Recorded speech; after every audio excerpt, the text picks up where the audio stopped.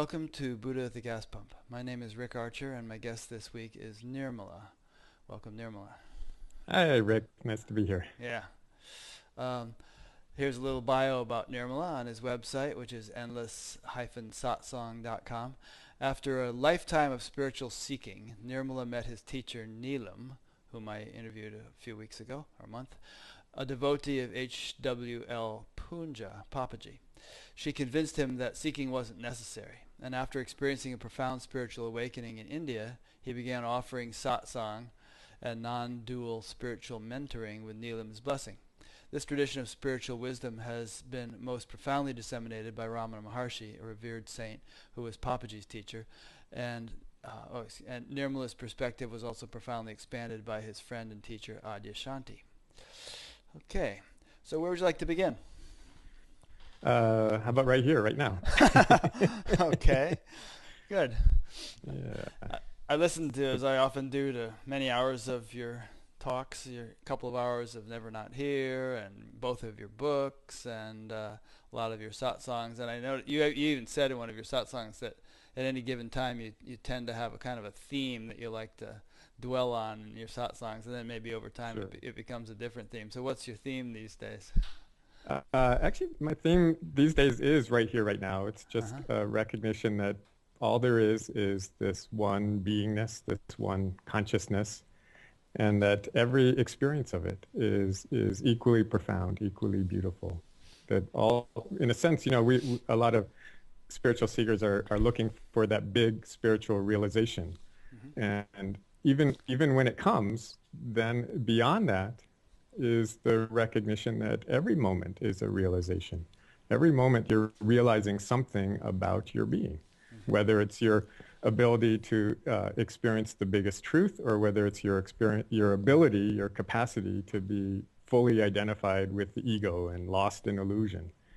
That's part of the the capacity of your being. Mm.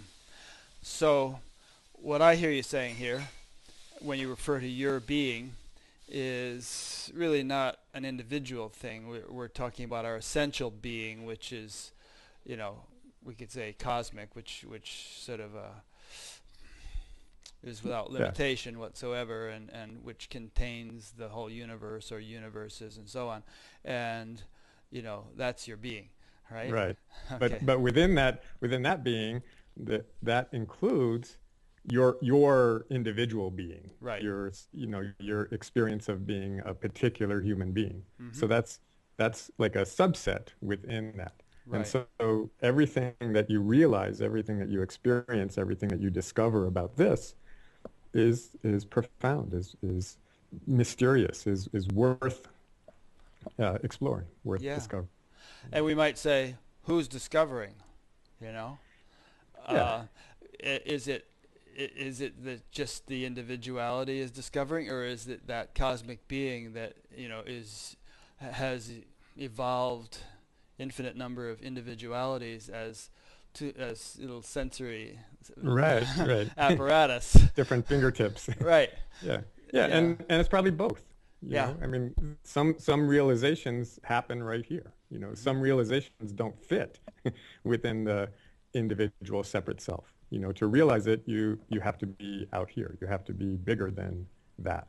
Hmm. So it's another theme that actually has lasted for years and years and years is that the truth is whatever the way you measure the truth is by how big a sense of self it gives you. Hmm. And so if something gives you a sense of self like this, that doesn't mean it's wrong. It doesn't mean it's not part of the truth. It just means that it's a very narrow or limited truth. And when something gives you a sense of self that is, beyond your body, beyond your usual identification, that just happens to be a much bigger truth, Hmm. much more complete. So it's like the measuring stick you can use to determine how true things are, how real, how important. So if you go and watch Close Encounters of the Third Kind and you come out feeling all expanded and wonderful and all, maybe there's more truth in that movie than if you go and watch some slasher flick and you come out feeling all kind of yucky and violent. Yeah, Yeah, or it evoked a bigger truth in you, Hmm. a bigger sense of possibility, a bigger sense of connectedness to the greater, possibilities and realities out there. Mm. Now, a minute ago, you said something about, even if you're completely identified and caught up in the illusion, that's just as profound, or maybe in some way, as having some, expanded kind of cosmic experience. Yeah, it's different. Hmm. Yeah. When you're contracted, it's different than when you're expanded. When you're identified, it's different than when you're either disidentified or identified with something truer. So, whether it's equally profound, it just is, it just still has value. It Hmm. still has reality. Some of the experiences we have very, very little reality, very, very little truth. My favorite example I always use of something that's true but not very true is a lottery ticket, because because if you buy a lottery ticket, it's absolutely true that you could win. That no one can deny that. It's within the realm of possibilities. Unfortunately, it's not very true. It's like, unfortunately, it's like ridiculously small Yeah. truth. And so some of our realization, when we realize the capacity of our being to become very overly identified with some, hurt feeling within us, it, it's real, it's meaningful, but not very, Yeah. you know. Yeah, So they say lotteries are taxes on the arithmetically challenged. that's good. Yeah, it's not a good retirement plan. Right. Uh, well, it's interesting because, as individuals, we have our druthers, I'd rather be sitting on the rim of the Grand Canyon enjoying the view than in some Syrian prison being tortured or something. There's Yeah. definitely preferences we have as individuals. But if you think about it, again, from the perspective of the cosmic self, I'm both of those. Yeah. Undergoing both of those experiences for whatever Right. reason. So when you focus on that preference, your sense of self will get very small. It's interesting how whether you focus on the positive side of it or the negative side of it, if you focus on the possibility of being tortured, you can get very contracted. But if you focus on the desire, because you're not, I can tell, not sitting on the rim of the Grand Canyon right now. If you You're a lot focus on closer that, to it. yeah, yeah, but still a couple hours away. But if you focus on that desire, even though it's a positive desire, even though it's a positive illusion, you could say, when you focus on it, your sense of self, your awareness, your experience becomes very narrow, very contracted. It has to be in order to stay in touch with something that's just an image in your mind. That's a very small reality. So you have to get very small to inhabit it, to, fully experience it. So when you say focus on it, do you mean that when you kind of dwell on your fulfillment is contingent upon the achievement of a desire, and you're kind of dwelling on that desire, and with the kind of orientation that you won't be fulfilled until that desire is gratified. Yeah, that's one of the ways to focus on it. Anything that kind of pumps it up, keeps it going, elaborates on it. A lot of times the first thought that we have that takes us into, a small reality is not, it's just like you can have a passing thought. Like I can tell you that the walls in this room are kind of a putty colored beige.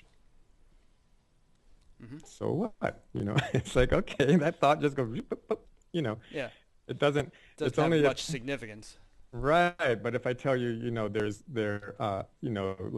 like a couple weeks ago, there was a solar eclipse that happened on you could watch it from the rim of the Grand Canyon. Hmm. If I had told you that 2 days before and you were like, oh God, I'd love the Grand Canyon. Oh, wouldn't that be cool to see a solar eclipse on the Grand Canyon, and there's condors there and maybe I'd see a condor and it's like those are each little thought is is adding to that sense of contraction just by maintaining it, just Hmm. by keeping you involved with it.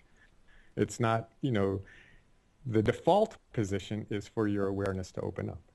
Yeah. That's what naturally happens when you're not thinking, when you're not, in a sense, focusing.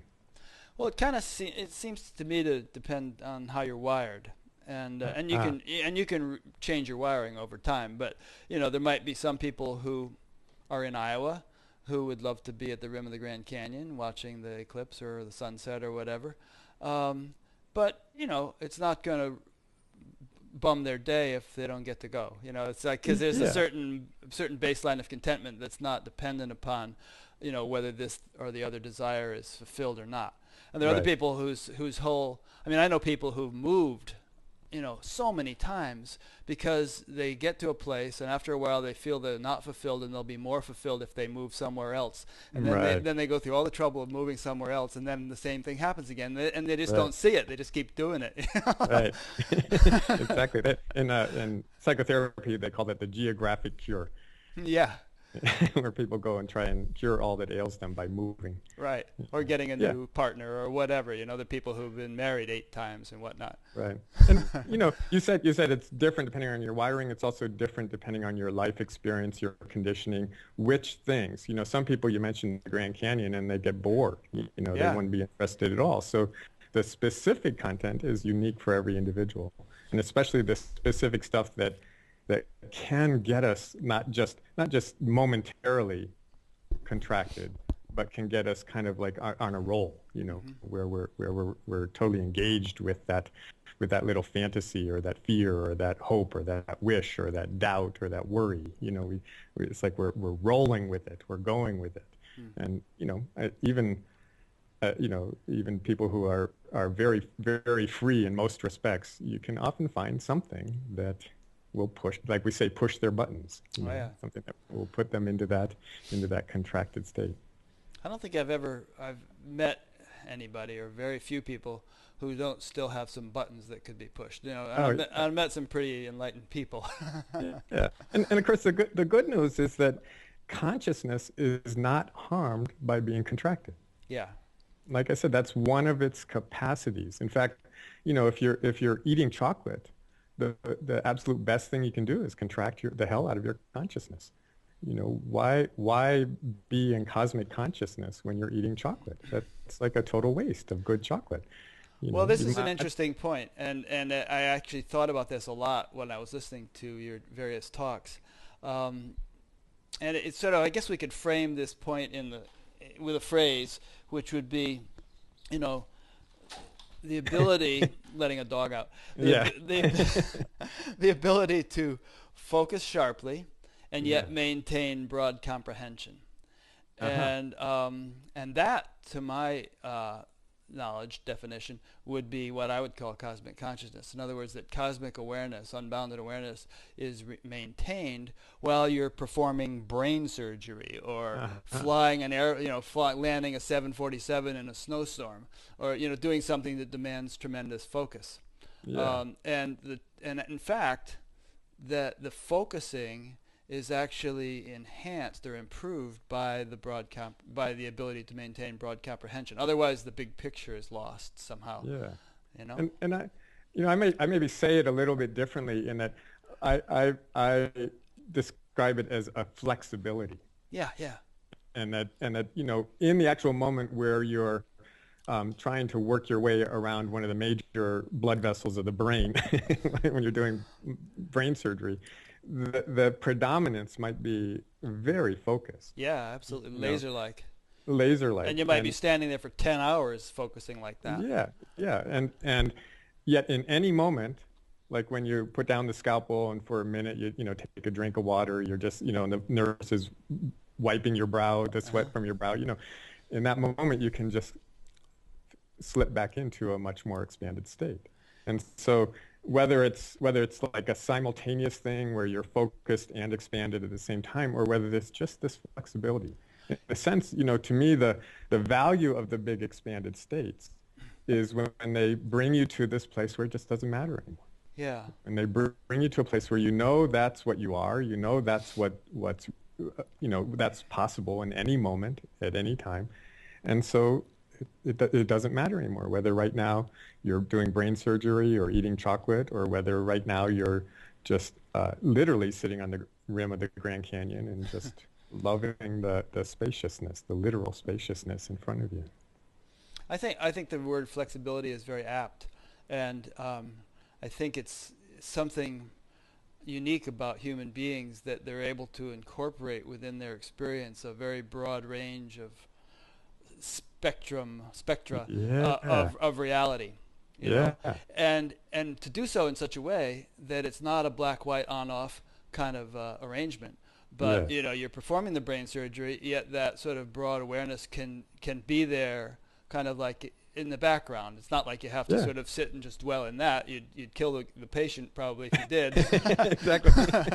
But Yes, that it's there, despite the sharp focus, or it can be. I mean, maybe it isn't for many people. In fact, I wanted to get onto that in a little bit about, you mentioned illusion earlier, and it seems that the vast majority of people in the world are, very much in the matrix, very much yes, caught in the illusion to the uh, exclusion of, or unaware of the fact that there's a sort of a deeper, more expanded reality that they've kind of, we're like focusing machines, we humans, yeah, or all beings are, I think, and yeah, and uh, but the focusing becomes so ingrained, so habitual, yes. so conditioned that the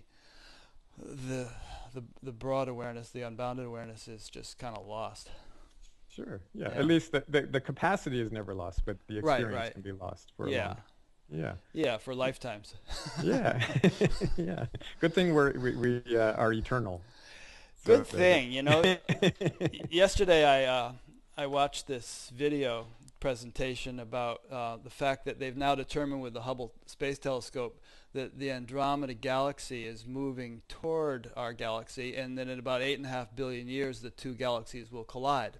all and right. and they sped the whole thing up, and you could sort of watch the Andromeda coming in and then kind of circling around and then colliding with our galaxy and then kind of going out again and then coming back in again and eventually just forming one big galaxy.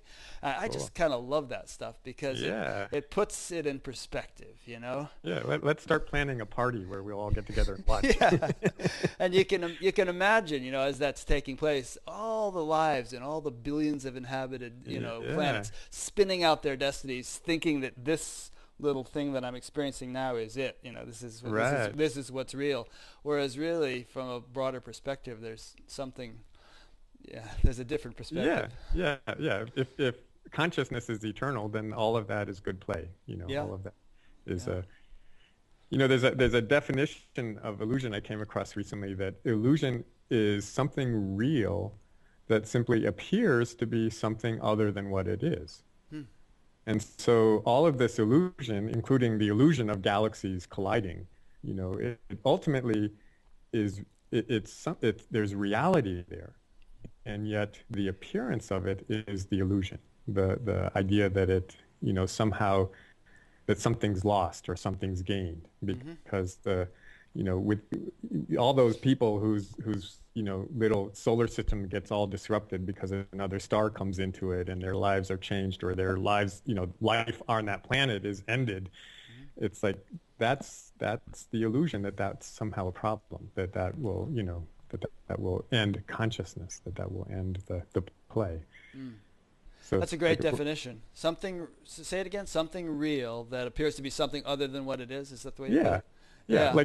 like all the magic tricks, that Hmm. when you get right down to the nitty-gritty of illusion, for doing illusion for a living, you know, a magician is using real smoke and real mirrors to make it look like something's happening that's not actually happening. Yeah, or the old So, snake and string analogy in Vedanta. I mean, yes. there's really a rope lying on the road, Yeah, right, exactly. but you see it as a snake, and so you get all up scared, and Right, right. heart rate speeds up and everything. But it's just a rope lying there. It's a real rope, so to speak. Yeah, yeah, yeah. You probably wouldn't see a snake there if there wasn't a rope. Yeah, So, and of course they use that analogy as a pointer to what we're all doing, what everyone does, which is mistake, what is really essentially Brahman or consciousness as being something, that's not that. yeah, yeah. Anything that we leave out. I find it kind of ironic how in the current uh, Advaita scene, the current non-duality scene, that there are people who seem intent on determining what is not part of Advaita.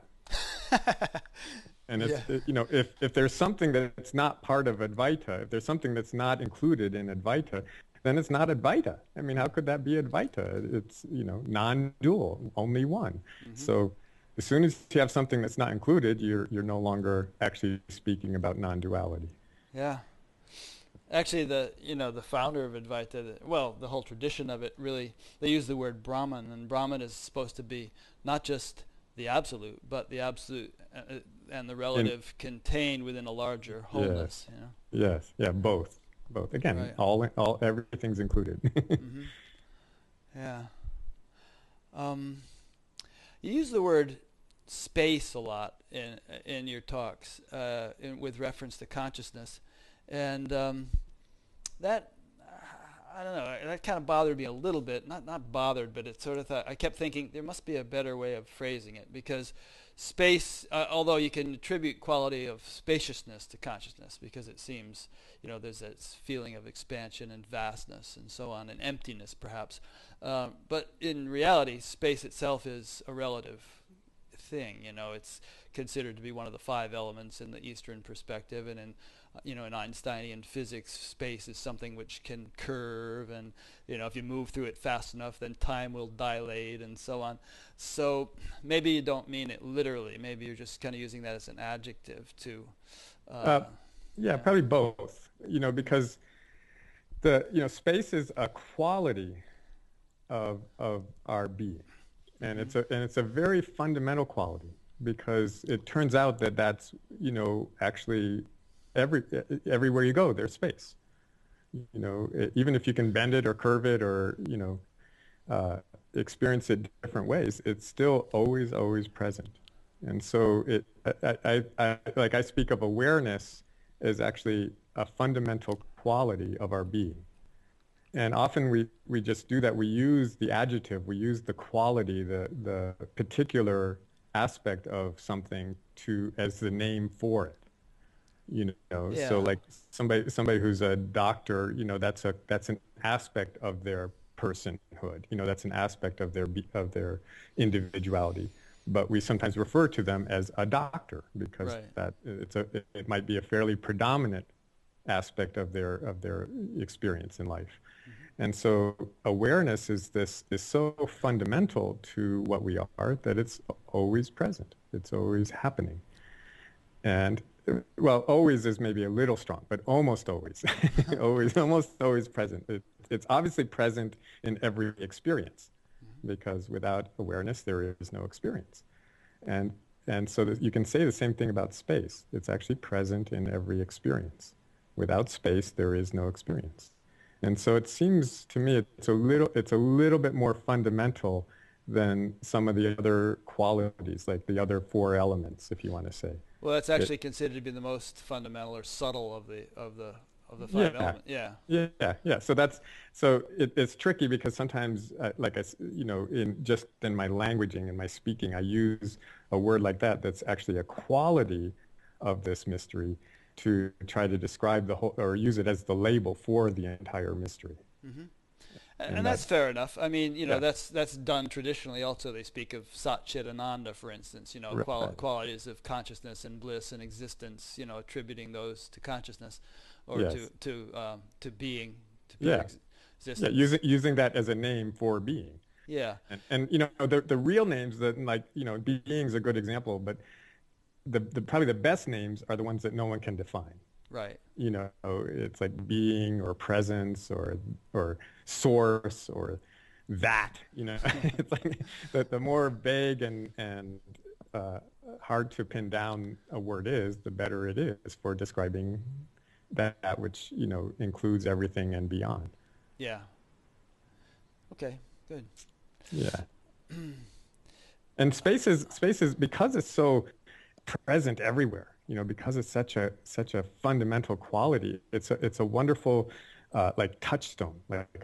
It's like if you focus on it, if you bring awareness to the space, if you even just notice the space around your body, the space within your body, if there's a strong emotion or something really stirring things up, and you literally give it space, or just notice that there is lots of space for that emotion. That, it doesn't matter if that emotion is bigger than the state of Arizona. There's still space for it. Yeah. And so by noticing the space, it brings you more in touch with that bigger truth. Mm.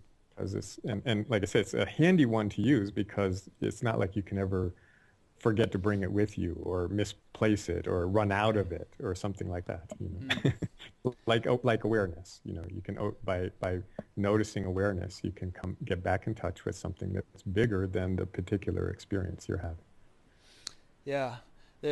For some reason, your space thing reminded me of a story from the Upanishads where the teacher tells the student to go and get a banyan seed, and he comes back with the banyan seed, and he said, okay, now break it open, and what do you see inside? He said, I don't see anything. It's just empty. And then the teacher says, well, that huge, mighty banyan tree came out of that emptiness. Yes, yes, yeah. So ultimately, space is the source, or emptiness is the source of everything. Yeah. And on the flip side, that emptiness is fullness. I mean, physicists would tell us that in every cubic, centimeter of empty space, there's like incredible energy at a subtle level. More than all the atomic bombs and everything else. Just immense energy inherent in every tiny bit of space. Yeah, and there's this really, really cool hip physicist out there named Nassim Haramein. Oh yeah. And he's like figured out the structure of space. And the structure of space means that within that little, kind of tiny little cubic centimeter of space, there's infinite energy, but this is where it gets really weird. There's actually infinite space. Ah, interesting. That the structure of space is like those Russian dolls where you open it up as another doll. The structure of space is like that wherever you are in space, then there's a similar structure, smaller structure within that. And then a similar, smaller structure within that, and it goes on to infinity. So not only does infinity extend this way out into space, but infinity is actually here. Infinity goes this way also. Interesting. Yeah. I love it too. Pondering that stuff is like a spiritual practice, Yeah, exactly. Yeah. That and astronomy. In fact, anything. I mean, even I think, how could a doctor be an atheist? A doctor who's looking at this incredible, intelligence. How could they not see it? Yeah. And Gina's been listening to Bruce Lipton, and he rejected religion, all that kind of stuff, and became a scientist and started studying the cell. And when he started realizing what's really going on in the cell, which is, the usual idea is that the DNA controls the cell, he found out that's not true at all. The DNA is just like a blueprint that's stored on the shelf for when you need to make a protein. That what controls the cell is all the interactions happening on the membrane of the cell. And so when he got really into studying the cell, he started having this mystical perspective that the intelligence was the whole field that these tiny little individual cells exist in. And the membrane was the key element, not the DNA, not the nucleus. That's a beautiful point, and it sort of touches back on several things we've talked about so far. And sometimes we speak of existence or being or consciousness or whatever in a very kind of it doesn't have much life in it the way it's referred to, but what we're touching on now is that it's actually percolating with intelligence, percolating with infinite, creativity, and it's this kind of that's another fundamental quality of it, actually, is the aliveness. Is the movement, is the creation within it, the endless creation, endless dynamic aliveness. And so that again, everywhere you go in your consciousness, in the universe, inside your body, what you find is this incredible activity, movement, aliveness. and so that is a fundamental quality. Hmm. And actually, you know what you were saying a few minutes ago about when we were talking about the rope and the snake, how illusion is looking at something and mistaking it for something other than what it really is. Yes. And if we kind of consider for a minute that consciousness is omnipresent, that everything is just this ocean of consciousness, then what are we actually seeing when we see the world and all of the things going on in it? We're Yeah. actually seeing in a sort of a manifest form the aliveness of consciousness. Right. And so no matter what you're seeing, to some degree, you're seeing an illusion. If you're looking at a physical object, you're seeing it appears to be something other than what it is. What it is this alive consciousness appearing to be a chair or a table. Mm-hmm. If you're even more like involved with your mental experience, with your thoughts, then, and yet so involved with them that you've in a sense forgotten that they're thoughts. You see them, you think that that what you're imagining in your mind is actually there. You're having a conversation in your mind with your boss, and you're getting all upset because you're going through all these mental gymnastics, and it's like for a moment you've forgotten that they're just thoughts. You think that and so you're involved with them in a way that is, in a sense, lost in the illusion. You've lost track of the reality, that it's just a thought. Yeah, taking them very seriously. Yeah, and we do that. We take our thoughts, but like that. I mean, I love how even in an argument, people that will be like justification for their position. Like, well, that's what I think. like somehow that makes it, Yeah. infallible, accurate, the ultimate truth, because that's what I think. I heard Dick Cheney do that on an interview. They were asking him why, something like why we had to invade Iraq, and he said, well, that's, and he gave his reasons, and the person said, really? And he said, yeah, well, that's what I think. Like, okay, end of discussion. It's funny you should mention Dick Cheney, because just this morning I was re-listening to an interview by Bill Moyers with a fellow named Jonathan Haidt, Haidt. Maybe I'll link to that interview from the Batgap page. But he was talking about how people get locked into political perspectives, Yes. and Yes. and to the point where they demonize the other side because Right. the other perspective seems so polar opposite that it couldn't possibly have any value in it, because Right. theirs is so right. Right. Theirs Yeah. is the righteous, true one, and the other one's evil. Right. And And when you're in that narrow, contracted, identified way of viewing, it does seem like that other stuff. I mean, clearly that stuff is illusion, but this is real. Because again, that's what I think. yeah, So, when I heard Dick Cheney say that, it struck me, and then there was this kind of moment of humility and realizing, how many times in my life have I said that? right. How many times, or just had that, or just assumed it, assumed that because I'm thinking something, well, that I must be right. You know? I quoted this just last week, but there's a line from a Dylan song. Yeah, I'm right from my side. You're right from your side, and I'm right from mine. Yeah, yeah. Maybe all there is rightness. Yeah, good and point. and that doesn't, the danger in that is to assume that therefore all truths are equal.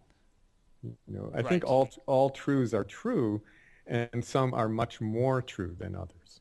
Yeah, It's like, they were right that if Iraq had been able to, they would have had lots of weapons of mass destruction. right. There was some truth in that was, that was within the realm of possibility. It was something that you would expect Saddam Hussein would be interested in, and some people even suggest that he was being misled by his own scientists into thinking that they were developing weapons when they had no clue, and they just said, oh yeah, we're working on that, we're getting Yeah. there, don't worry, Don't kill we'll have us. one soon. Yeah, right. Exactly. So there's always some truth, but then there can be a little or there can be a lot. And so in the media, when they present both sides, is a way of being balanced. Well, if this is a small truth and this is a big truth, then presenting them as equal is not balanced. Right. That argument, like, falls over because this one is much bigger. When you put them on the scale, it's going to go like this. Yeah, I So mean, to take an absurd example, you could say, okay, well, Hitler was nice to his grandchildren or something, you know. So, yeah, you know, yeah. but So he deserved so to continue killing off all right, the all the Jews, right? No, that yeah, doesn't make sense. Those are unequal truths. yeah, interesting. I mean, it's kind of funny we're talking about this because it's to me it shows that all this spiritual talk and spiritual practice and satsang and all that, it actually does have relevance in the relative world, in politics, in morality, in Yeah, social issues and stuff like that. And personally, I think I mean, certainly a person who's really gung ho about spirituality can become very fundamentalist, but yes, perhaps if it really ripens and matures, it sort of enables you to bring a kind of a softer, gentler approach to these issues, which is not to say, as you just said, that you're going to become totally wishy-washy and not take a stand, right, but you won't take it so adamantly, you right. know? You don't have to hold it so rigidly or make the other person wrong or go to war about it. Yeah, It's you know first of all, that this discriminating how true things are, ideally it's not a mental activity. It's more an activity of your heart, of your mm, being. It's almost like a visceral response when we can tell whether something is true or not, is very true or not very true.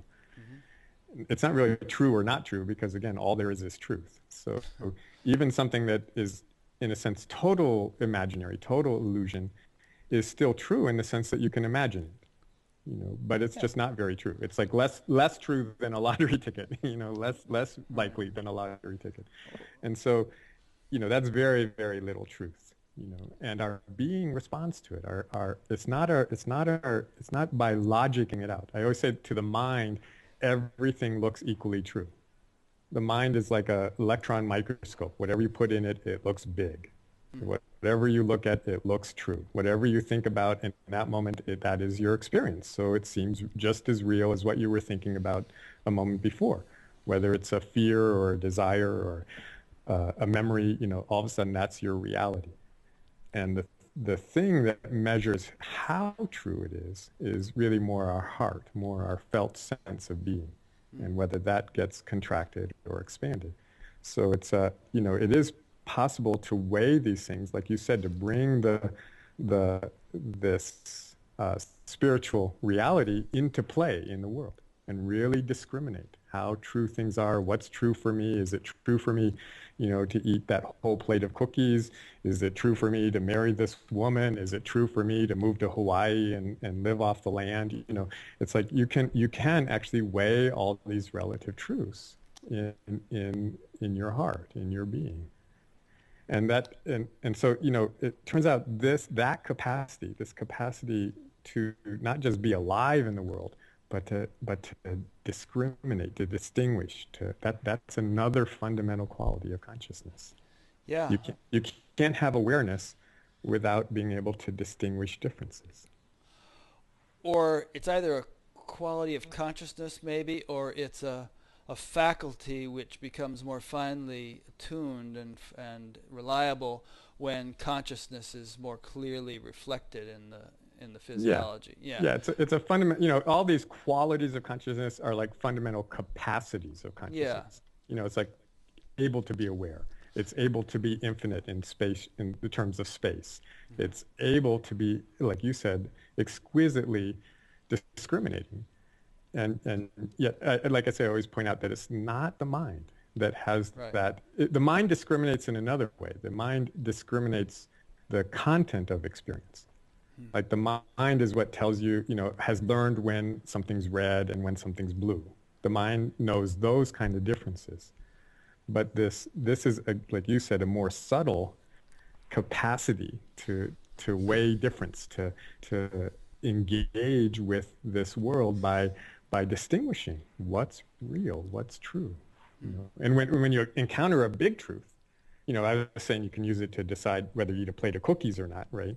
But when you encounter a big truth, of course, your sense of being goes way out there. Your sense of being gets to the size of the truth that you're experiencing. So it's also discriminating when you can no longer, you can no longer find a sense of me, because the sense of being is so all-inclusive, so vast. That's that same discriminating capacity. Yeah, but then at the same time, there has to be the capacity to function in that vastness. Yes, One, yes. one time many years ago, it was like 1971, I was giving a satsang or a presentation to a group of TM practitioners, and we played the film Powers of Ten. I don't know if you ever saw that. Yes, You yes, ever I see love that? that film. Yeah, I Yeah. love that. And it stretched me so much that by the end of it, I couldn't speak. Yeah, yeah. But I had to I had to speak, because I was Right. supposed to be talking to these people. So for about 15 minutes, the best I could do is say a word or two, and then just kind of like, man, and then I'd kind of zoom out again, and then and then focus in a bit, say another couple of words, because obviously there wasn't somehow very developed capacity at that point to be sort of unbounded and focused at the same time. Yeah, or again, the flexibility just to let go of this and come. Yeah, yeah. It was probably like so cool to be out here. It's like Yeah, you I didn't couldn't want. come back. Yeah. It's like, Yeah, give and me that some Thorazine. and I think that happens a lot. That and somewhat spiritual people kind of idealize that. Like they Yeah. hear about how Ramana sat there in the little hole in the ground and had rats chewing on his legs, and Right, somehow didn't even that's know it. Right, that's yeah, cool. Yeah. that's like wow, and that becomes the ideal. And of course, if you haven't experienced that, it's kind of premature to talk about, well, it doesn't matter, and the thing that really matters is flexibility. When you're stuck here, yes, it's absolutely important to be able to do that, to be able to let a movie, sunset, anything, or even for no reason, to be able to go like that. But if you then get stuck there, then you're right. You are. I think in this culture, it might not be.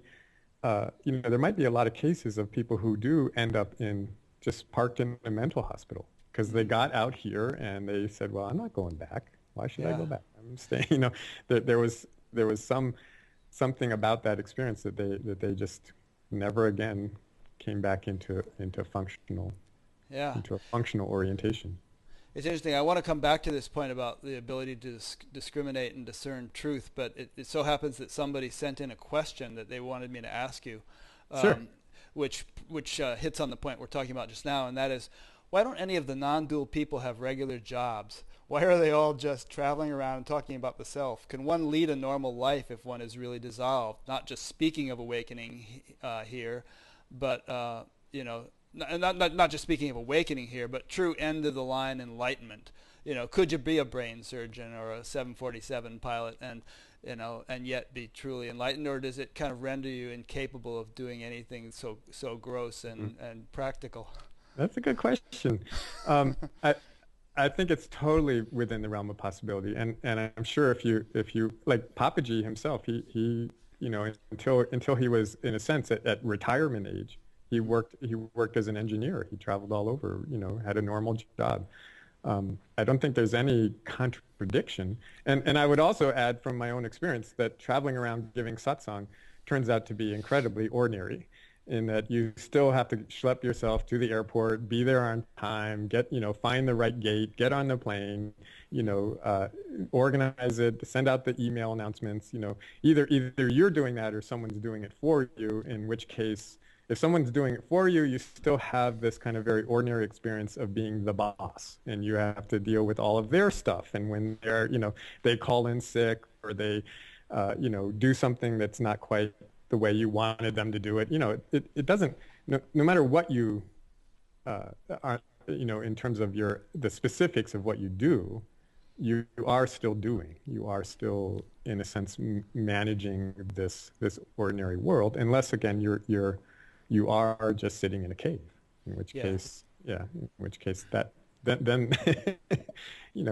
and see, to me it's again it's the flexibility. The ideal is not one or the other. The ideal is to discover your capacity for all of that. Yeah, I think it's a matter of dharma too, to some extent. You know, I mean, Yes. Ramana Maharshi, perhaps it just wasn't his dharma to go out and run a business. He wasn't that kind of guy. That wasn't his manifestation. You know, it wasn't But his. But see, that's a great example because after that time when he sat in the cave and the rats chewed on his legs, then, finally some people discovered him and dragged him out of there and started feeding him and, shooing the rats away.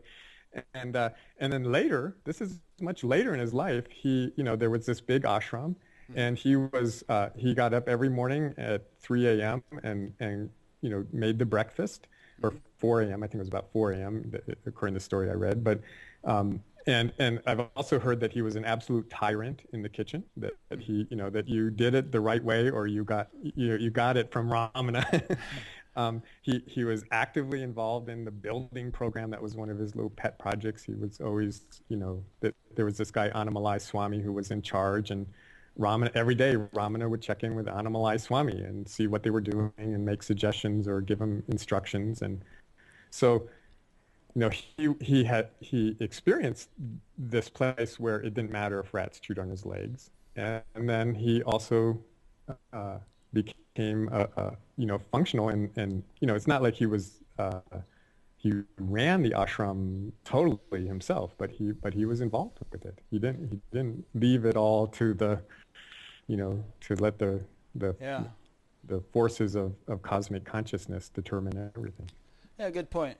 And I've had a fair amount of experience with Maharishi Mahesh Yogi and Amaji both, and Uh-huh. they're both examples of highly enlightened beings who are just like working like dogs, to Yeah. kind of manage all kinds of stuff. Yes, yes. When it gets that big,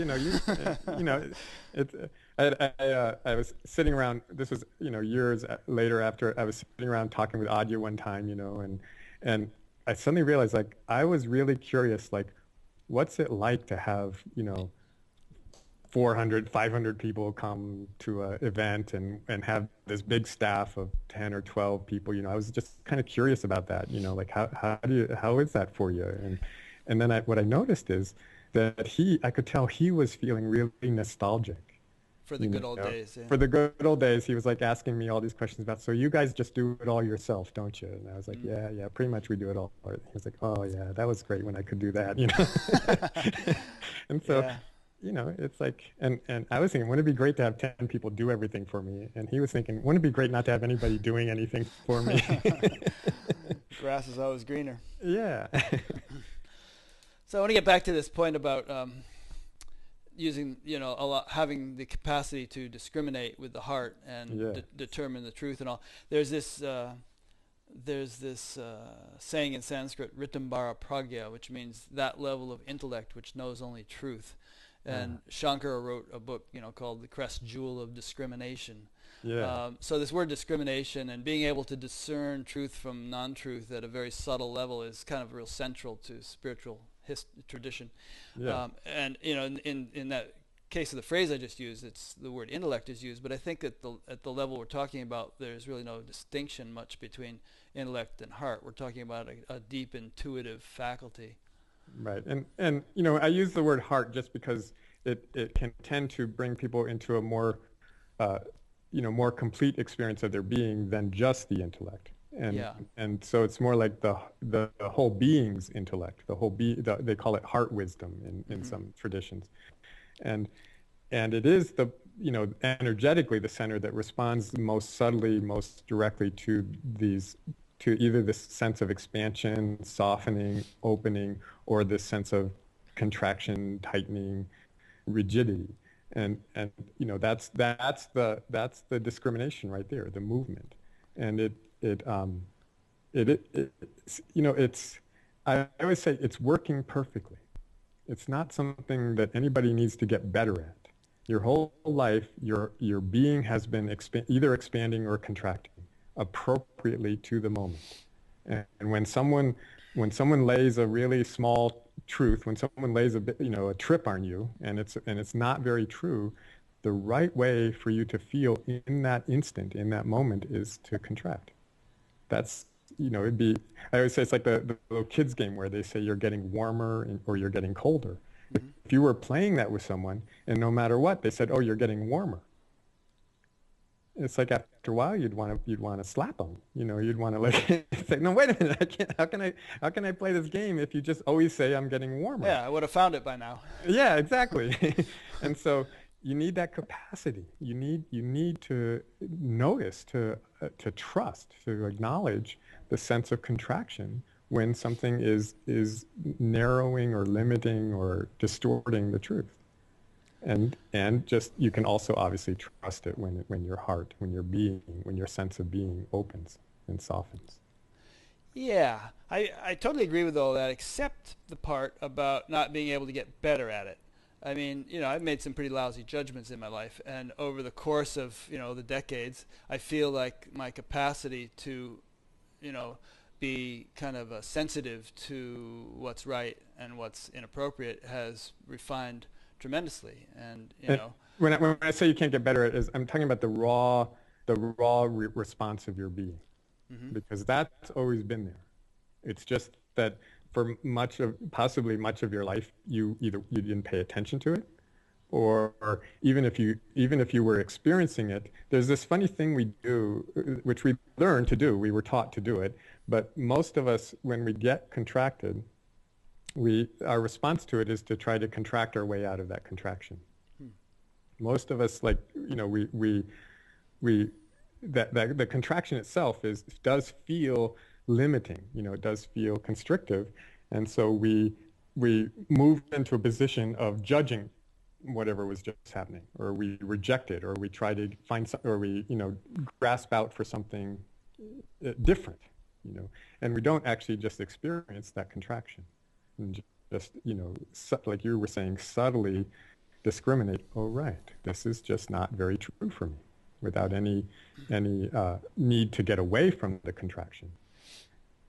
It's ironic how trying not to be contracted contracts you, and allowing contraction to be here expands you. And by the way, the reverse is true too. Trying to get expanded contracts you. And see what that points to right there. Again, I'm talking about this visceral response. Anyone who's ever tried to get expanded has gotten more and more contracted, right? And so what that's pointing to is what that being expanded is not actually better. It's just different. Right? And I would take that so far to say that you are more subtle, you are discriminating more subtly, but that's not actually better. It's just different. It's just you're experiencing it in a different place. Better is one of these.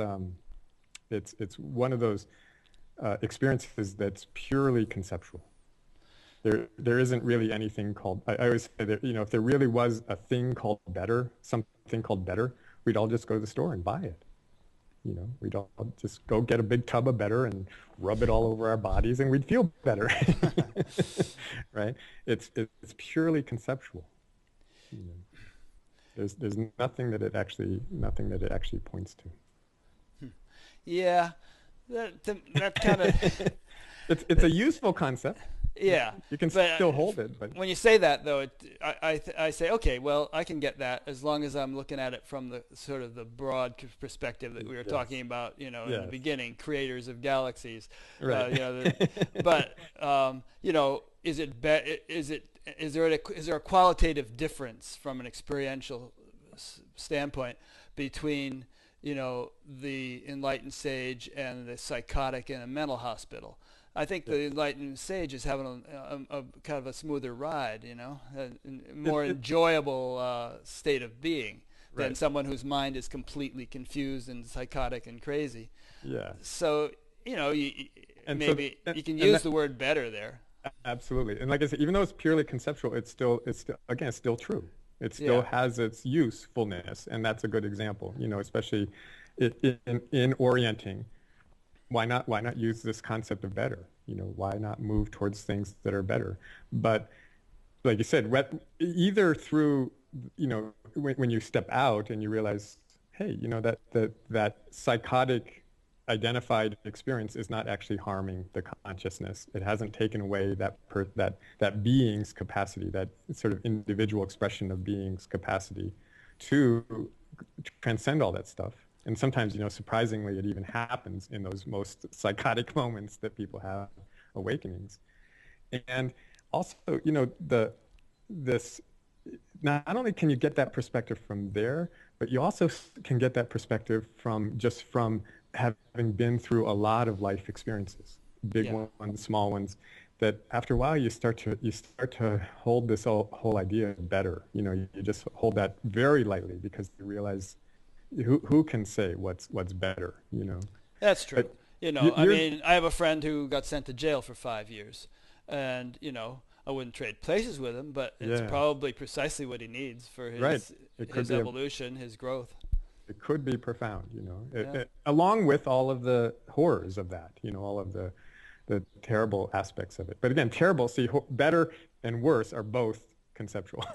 So, Yeah. so even those things that are worse might be, like you said, just what he needs, like a really good, Zen stick on the side of the head to Yeah.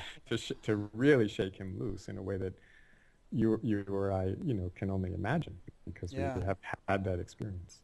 Well, like you say, I mean, nothing can harm consciousness. I mean, an asteroid Yeah, could crash into the planet and we'd all be dead in 5 minutes or whatever. yeah, But consciousness isn't perturbed by that. yeah, It's unshakable. right. Um, and yeah, so And like I said, so you can still take on this small truth of better and use it to orient. And like I said, if you do that though, you start discovering that you make $1 million and you discover, well, yeah, it's different. It's not better. Years ago I had a friend. You know how heroin dealer, a drug dealer will give you the first couple doses for free right. because they figured then they have a customer for life. Yeah. So it's a good business practice. Yeah. Hmm. And so this friend of mine who his job, he reviews high-end stereo equipment, Hmm. right? And so many years ago, he gave me a pair of $2,500 speakers. He just said, here, these are in my garage. You can have them. And I brought them home, and it started me on this whole journey because once I had $2,500 speakers, I needed a better amplifier. And then it turns out that it really matters what the wires are that you hook your speaker up to your Yeah, you have amplifier to have with. these big fat ones with gold in them Yeah, and stuff. And yeah, yeah. exactly. So, I went on this whole journey searching for better sound, right? Hmm. And then at a certain point, I started to notice that no matter what I did, and literally it gets like ridiculous, no matter what you do, even rearrange the furniture in the room or what you ate for lunch before you sit down to listen, e- everything, even very, very subtle energies, affect how your system sounds. Mm. And so I found that, I was buying things, trading things in, I used eBay a lot to sell stuff so I could buy other stuff. Hmm. And I started to realize no matter what I did, all it did is it gave me different sound. Huh. I could no longer actually tell you what better sound was Mm. because Well, it you was sort of just, reach the fringes of yeah, quality yeah. and My sound was very good. hmm I mean, it was still using that concept. It was, I had gotten to a point where now all I was doing was making these like little, unremarkable changes. yeah. And yeah, and when I realized that, I just got bored with it. It's like, what, if I want to listen to music, I listen to music, but I don't. This idea of better sound, it's like I wore it out. I wore out that concept, not by transcending it, but by wearing it out in the literal sense. Yeah. Well, does it really matter to Mark Zuckerberg that he lost a few $1 billion in the last couple of weeks? I mean, Yeah. he's got 30 something billion, and a few billion here or there. It's Yeah, chump change. yeah, and of course, saying that the truth has all these different sizes, it's always relative. Hmm. You know, But that brings up an interesting point, which is that if you're a pauper, then any slight loss and gain is a big deal. yeah, If you're a multimillionaire, then you can lose and gain large amounts, and it just doesn't shake you that much. right. So Unless you're like focused, still like so identified with it. yeah. Years ago, I was a long time ago, I was a massage therapist, and I Hmm. lucked into all these. My clients were some of the wealthiest people in Boston, and of course, they told their friends. So pretty soon, I had a lot of very extremely wealthy, hundreds of millions of dollars type wealthy clients in Boston, And what amazed me was as I got to know them, because they're wealthy enough, they were weekly clients. Right. And as I got to know them, I discovered that they worried about money more than I did. Mm-hmm. They Yeah. thought about it more. They were. And so, there's this other dynamic at play, which is how identified are you with it? How are you able to step outside of that truth? Yeah. Because money by itself is a very small truth. Mm-hmm. It's real, it exists, it happens, but does it really make that much difference? How real is it in terms of how happy you are, how fulfilled you are, how exciting your life is? Doesn't seem to really have much impact on that. So Yeah. turns out to be a small truth. So, what happened to you? I mean, it says, in your bio that you were an ardent seeker for many years, and Mm. then you met Neelam, and she told you to give up seeking, and then you had this profound awakening in India. Can we talk about Yeah, all that a little bit? sure, for sure. Yeah. I eventually I got so tired of telling this story that I just put it on my website so I wouldn't have to tell it again. But I'll make an exception in your Well, case if you. I just see the short paragraph version of it here. I don't know. Yeah. We want the more elaborated version. Yeah. So how big a time frame you want? As much as you feel like My, telling. um, Yeah. yeah. So Maybe from first the off, time you got over potty training, from then on. oh, wait, that's the best part. You'll leave it out.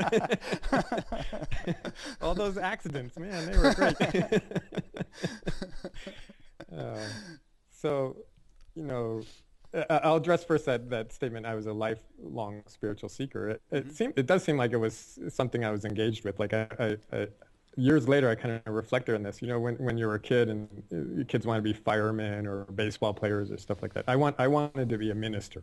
Wow. That's what I wanted to be. I actually had my mom. My mom took me to talk to our minister about it, and he actually gave me great advice. He said, well, if you want to be a minister, then you should, for the next, until you're an adult, you should just, if possible, be as curious as possible about everything. Wow, that's a very open-minded minister. Some of them, Yeah. some of them say, "Don't think too much; it's the devil." Exactly. No, this guy told me, go out there and learn everything you can. Hmm. Of course, he was talking to a fifth grader, so it was Yeah. like the perfect advice. And so that was my motto for a long time, was to be curious. Um, and and then the actual directly spiritual focus began when I was about 15, Hmm. and I stumbled on a book by Alan Watts. And back then that he was one of the few things out there, in the West. And so I stumbled on this book. I read I read everything I could by him. I was very involved with all this stuff as a teenager, going to meditation groups and studying, practicing Tai Chi. And I still remember a interaction with just an acquaintance. It wasn't somebody I knew that well, but an acquaintance in high school where he walked into one of the classrooms that I was in. It was just the two of us in the classroom, and he said, "So how are you?" And speaking very genuinely, very sincerely from my experience in that moment, I said, "I'm not." And he it was great. He literally ran out of the room screaming. Really? He said, "Ah, Wow. you're so weird. I can't stand it." He ran out of the room. Did you go through So a drug phase? We're talking no, about late '60s here. yeah, the only thing I ever used was a little marijuana, and even that I didn't do much. I don't think I just don't think my system needed it. Yeah. In fact, another story from high school when I ran into an acquaintance a few years later, and we were talking about high school and about all the drugs that people were using at that time, and I said, yeah, it's funny, I was probably only stoned at high school, and this was just marijuana, maybe once, maybe twice, and he said, really? He said, Ma, I thought you were like tripping on LSD all the time. That's great. So like I said, maybe I didn't need it. So anyway, so that was, I was precocious in that way. I was very involved in all this stuff, very interested in it. But I think there was another, just another aspect of my being, another something else that needed to be experienced. And so it's like I needed to make it in the material world. I needed to find out and so I needed to have a career. I needed to get married, and so I did that. I ended up marrying this woman, and we, first it was massage, and then it was moving into, I was going to become a naturopathic physician. And I was very wrapped up in things. And so all the spiritual stuff kind of went on the back burner. It became like a hobby. I had, at one point we had in our massage office, we had a flotation tank. And and at night I would go in there for 4 hours, 5 hours at a time, But all that stuff was, like I said, just sort of like, this sort of like stuff I was just interested in. And then, but my real life was about trying to make my marriage work, trying to make my career thing work, and that's kind of was the trajectory of my life until partway through the first year of naturopathic medical school, when, and by the way, they don't tell you this in the medical school brochures, but over half of all marriages don't survive medical school. Mm. And so halfway through the first year of medical school, my wife suddenly announced that she had fallen in love with another man. And that it was sort of like that whole illusion, that whole dream, like suddenly wasn't there anymore. And in the process of trying to like sort through that, what happened was that all of a sudden, up to that point, I could kind of keep a lid on all the stuff inside of me, all the feelings. And when that happened, the feeling suddenly got turned up. The volume got turned up to 10 on the volume scale of feelings. And what I realized was that I had all these like equal and opposite feelings. So, the fact that she was leaving me was both the scariest thing I could imagine. It created all this fear, and at the same time, I was really excited. And the problem was that both of those feelings were so strong. I would have moments of terror and moments of like uncontrollable excitement. I was totally devastated. I was totally sad, devastated by this loss. And at the same time, there was this huge sense of relief. And they were both huge, huge sense of relief, huge sense of devastation. I was like spinning like, every which way. And around that time, I heard about this thing called the Sedona method. Uh-huh. And the Sedona method, at least at first, it's all about releasing and or just allowing feelings. And it's like, wow, that sounds perfect. This sounds like just what I need. So I sent away it was at that time you could take a home course on video. And I sat down and went through this whole Sedona method course, letting go of emotions. There's this one point in the course where they teach you, let go of all the negative emotions, right?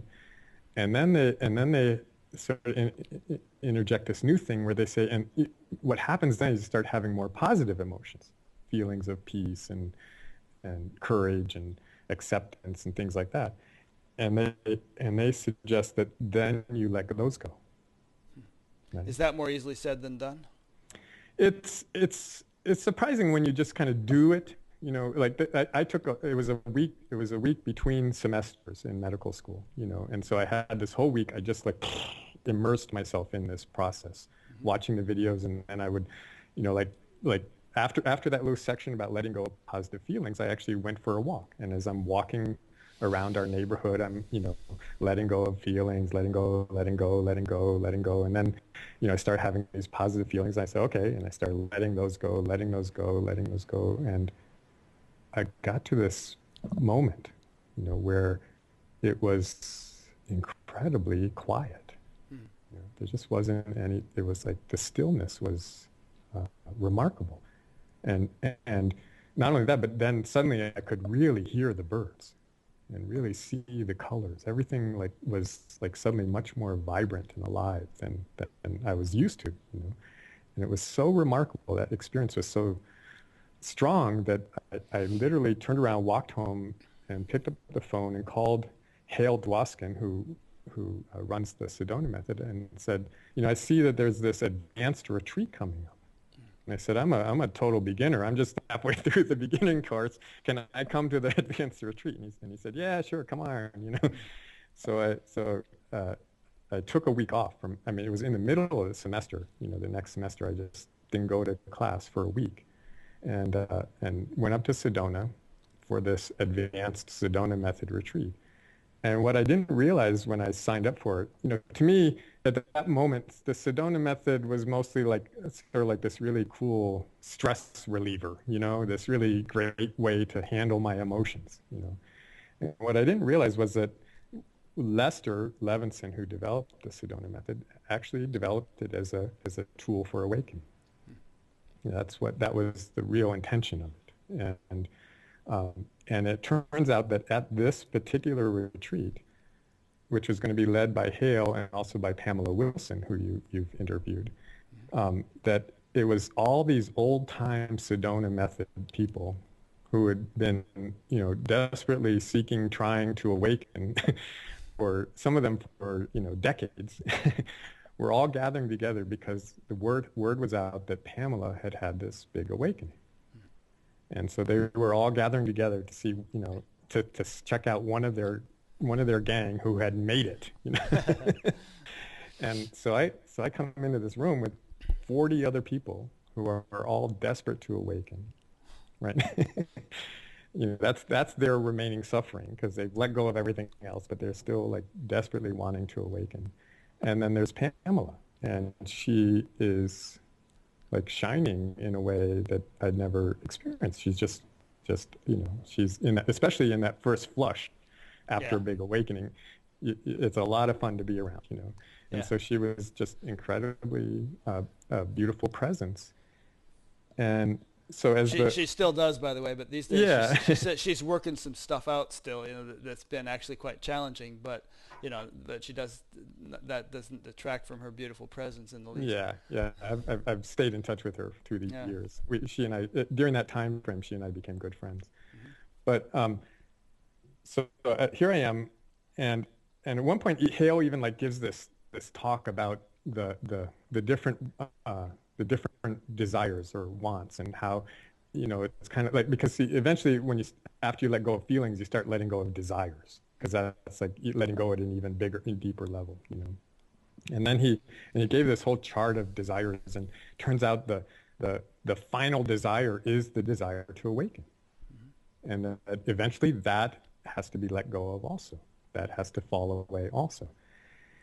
And so anyways, that's the whole milieu. And I'm kind of looking around the room and saying, I want to be like Pamela, but I don't want to end up like all these other people. You know, I don't want to be like somehow have this whole new way of suffering, you know. Right. And so one night I'm by myself in my room, and late at night, and I'm kind of, you know, like weighing this dilemma, like, you know, and then I remembered what Hale said about, you know, that in the end you just let go of the desire to awaken itself. And I thought I had this like great idea, like, oh, I got it. I'm just going to let go of the desire to awaken first. You know? Yeah. And that, you know, I'll just skip all those steps. You know, it's like, why not go for the golden ring on your first time out, you know? And so, but I'm lying there, and then this little doubt kind of comes in, like, oh, I don't know if you can do that. You know, is that kosher? Is that like allowed, you know? And so I thought, well, maybe I'll ask Hale about it in the morning, you know? And then I remembered that when you ask Hale a question like that, mostly what he does is he just has you release until you get the answer. You know, he has you do the Sedona method until you get your answer. And so I said, well, I guess I don't have to, you know, I can do that. I don't have to wait for Hale in the morning. And so it's like on some, I just had this, you know, sense, okay, I'm just gonna go in and hold that question. You know, really hold the question, is, can I just bypass all of this, you know, struggle to awaken, and just go there directly? And I got really quiet, and the answer came. And it was like totally unexpected answer. It came from some deep place within my being that knew this, not just, it wasn't just intellectual, it was like a deep knowing, a deep truth. And the answer was, there's nothing you can do about it. It's not up to you. And at the same moment, I really, really got that. I also really, really got that I already did want it more than anything else.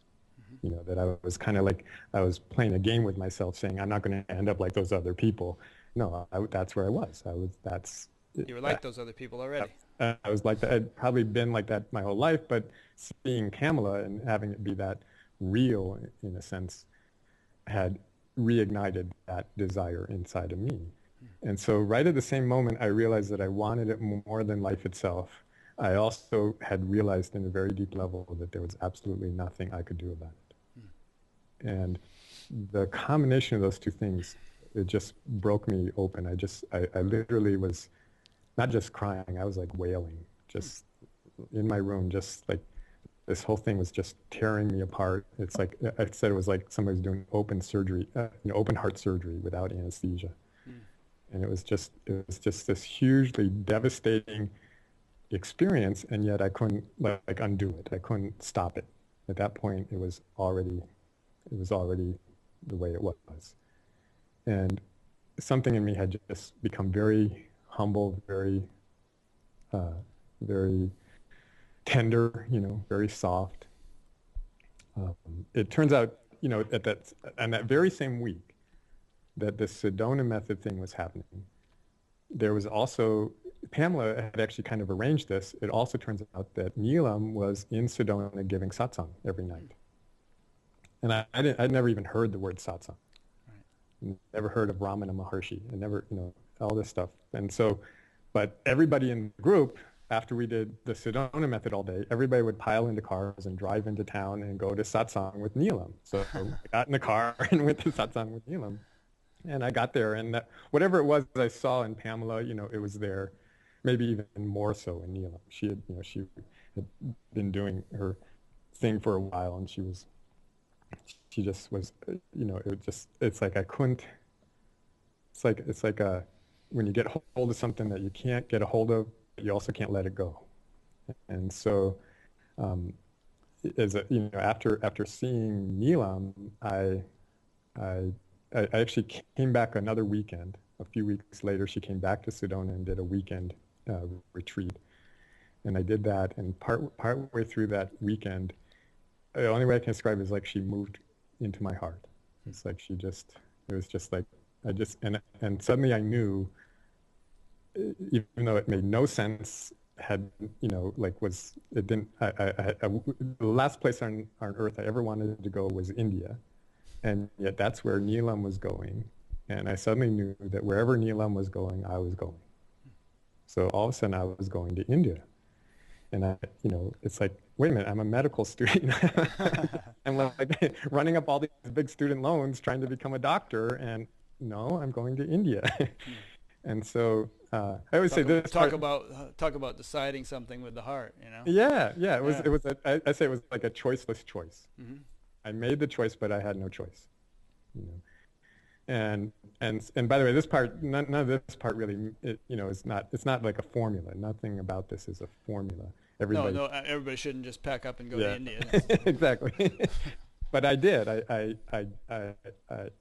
By this point, my wife and I were really splitting, and I had kind of argued with her so that I could stay in the house we had just bought.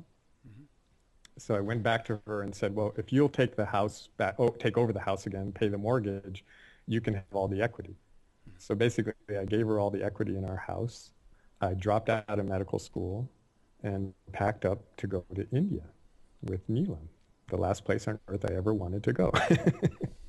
And so, there's a couple more points along the way. Like there was one point where we were in a satsang in London, actually on the way to India, and Neelam said something, and it was another one of those kind of deep knowings. And it was like the complementary truth to the knowing that there was nothing I could do about it. And it was this knowing that there was nothing I had to do about it. that there was not, that there was, that this whole project of doing something about it was not, it's like, it was like the wrong question. And so that was this huge sense of relief. Like, oh, right, I don't have to, I can let go of this whole project of either becoming a better person, or which had becoming awakened, you know. And so that all fell away. And that was kind of like the thing Hale was actually talking about, where that desire to awaken fell away in that moment. And so from that moment on, I just kept getting happier and happier. You know, I ran the sound system for Neelam, and one time in the middle of satsang, it just completely stopped working. And I just got really happy. I mean, I kept trying to fix it. Right. And I couldn't fix it, and that just made me really happy. Or I just felt really happy, happier every moment. There's a book out called Happy for No Reason. Yeah. That was what it was like. Yeah. A friend of mine, Ghost, wrote it. Oh, yeah. Huh. That's sweet. So anyway, to finish the story, I traveled with Neelam to India, ended up falling in love with India, and we went to Rishikesh, and we spent all our days in satsang and singing bhajans at night, and you know, right, the ashram we were at was right at the junction of the Gold River and the Ganga. You know, I can't think now of the name the name everybody uses for it. The confluence, or the Sangam. Ganges. That's the word. Yeah, the Ganges, yeah. right. Yeah, right. So, you know, we were right on the banks of the Ganges River, right at this section of these huge rapids. Mm-hmm. And every night, after everybody else pretty much had gone to bed, I would go down and I would sit, like, you know, 5 feet away from these gigantic whitewater waves. Mm-hmm. And I just sat there, and this went on for several nights. And then one night I was sitting there, leaning against a rock, just taking in the sound of the presence of the river. And I suddenly noticed that the rock was inside of me. It no longer was outside of me. It was now as much a part of me as my shoulders, as my legs. You know, it just, and it wasn't intellectual. It was just directly experiencing the rock inside of me as me. And then this was kind of like logical, but it was also experiential, in that if that rock was inside of me, what about this whole big field of boulders right here along the river? And oh, yeah, those are inside of me also. And then if it was this field of boulders, what about the field of boulders on the other side of the river? And, oh, right, suddenly that was not intellectually, but experientially was me. And of course that meant if it was both sides of the river, suddenly the river, these whitewater rapids were just, it was like so natural, so obvious that those were inside of me, that was me. And then it kind of like, it suddenly included the entire river, which meant the entire continent of India. And it just kept going like that, you know, the entire planet, entire solar system, everything. It was totally obviously me inside of this thing called me, and not at all intellectual, totally experiential. And then this weird thing happened where So it just expanded out eventually to the stars and the whole whole universe. Way beyond what I could conceptualize. Right. I was actually directly experiencing it inside of me. Mm-hmm. Inside of now this huge me, but it's still inside of me. And then it did this weird thing where it like popped, so that it was not just all space, you know, that was inside of me, but it popped in time. And suddenly it was like really obvious that that's what I'd been all along, that, you know, forever, you know, and suddenly I started laughing, like literally rolling around in the gravel on the side of the river, just laughing my head off, because it was suddenly so funny to me that I ever thought I had a problem, that I had ever like believed that I was really suffering, or that I had, you know, that I'd ever thought I was anything else. And that went on for like half an hour. I just laughed my head off for half an hour.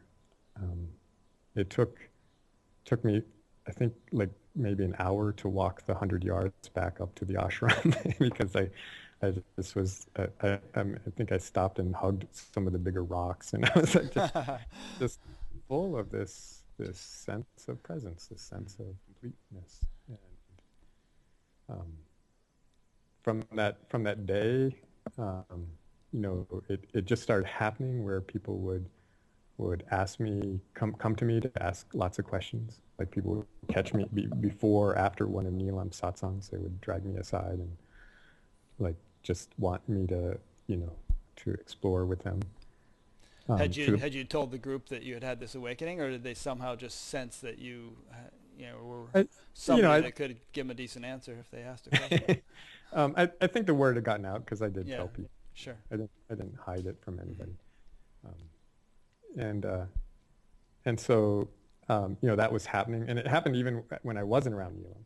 And so people just, it was just everywhere I went, this was happening. So at one point I went to Neelam and I said, I told her what was happening, and I said, the thought has come to give satsang, but I don't know how you do that. I don't, what do you do to give satsang?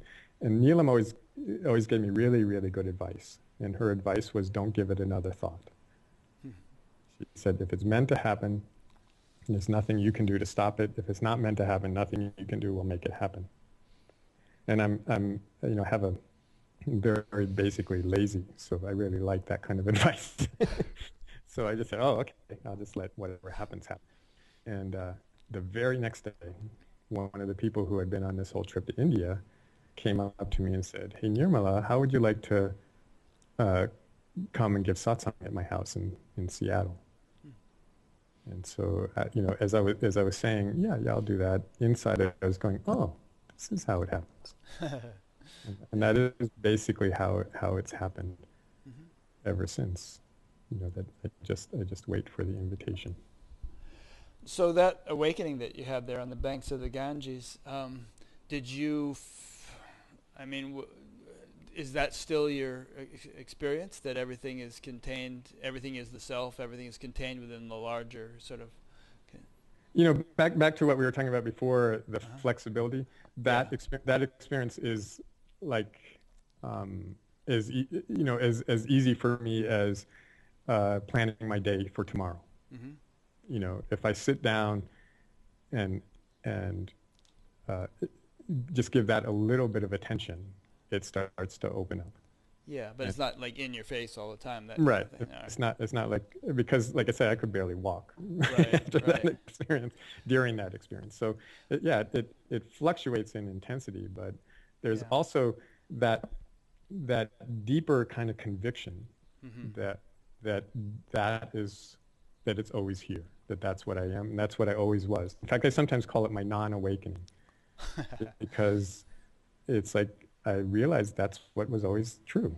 And so, it's like realizing that all there is awakeness. And how does that awaken? How does awakeness awaken? It's like, you can't, you can't do that part, Yeah. So I sometimes call it my non-awakening.